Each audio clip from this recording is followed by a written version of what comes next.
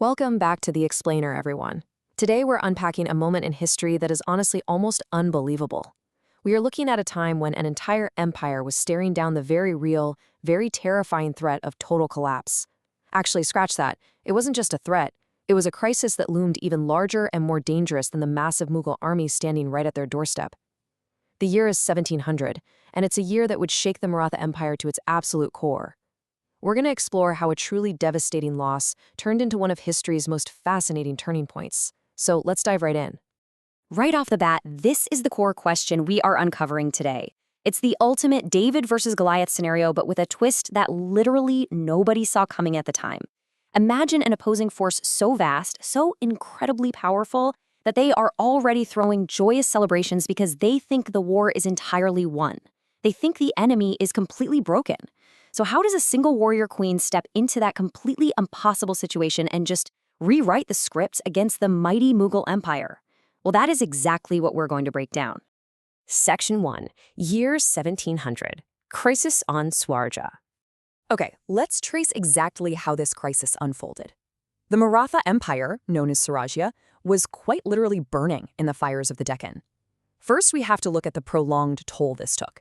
Years of relentless, constant war, always being on the move, and just severe grinding hardship had deeply weakened their leader, Rajaram Maharaj.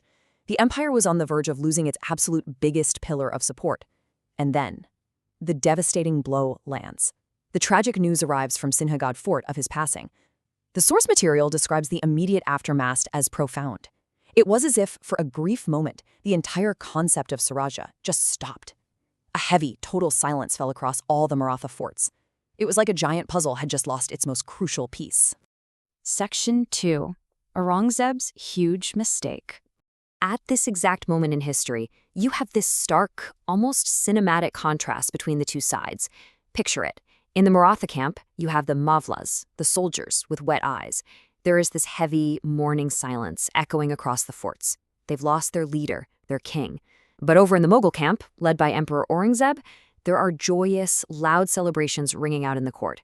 Aurangzeb genuinely believed that with the death of Rajaram Maharaj, the Maratha Empire would finally just shatter. He thought the whole shebang was over. But, as we're about to see, popping the champagne early is a really dangerous game. And here is Aurangzeb's massive, monumental miscalculation. It's actually kind of wild. Imperial records from the time show he was so confident he was already redistributing Maratha lands on paper. He believed that the resistance, the spirit of Swaraj, lived and died with a single individual sitting on the throne. But what he fundamentally failed to understand was that the fire ignited by Shivaji Maharaj was never, ever confined to just one king. That fire was actively burning in the hearts of millions of Marathas. You can't just put out a massive forest fire by stomping on a single match. You just can't. And this collective spirit set the stage for a completely new kind of leadership to emerge right out of the ashes. Which brings us to Section 3, the rise of Maharani Tarabai. So after the passing of Rajaram Maharaj, the entire empire is staring down this new existential threat.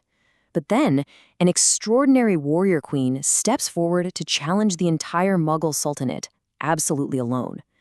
Maharani Tarabai didn't just passively accept some ceremonial title during a time of grief. No way. She actively took the throne right at the absolute peak of the crisis. And more importantly, she didn't lead from the safety of a comfortable palace. She went out and assumed direct personal command of the battlefield. By doing that, she managed to completely rally and unite her deeply, deeply demoralized Maratha commanders.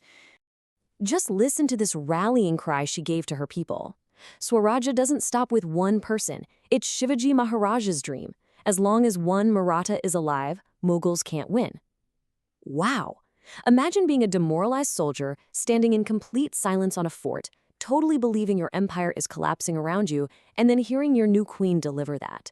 The sheer weight and conviction of those words were transformative. The sources tell us that the second they heard Tarabai's voice, a brand new fire instantly ignited within the Maratha army.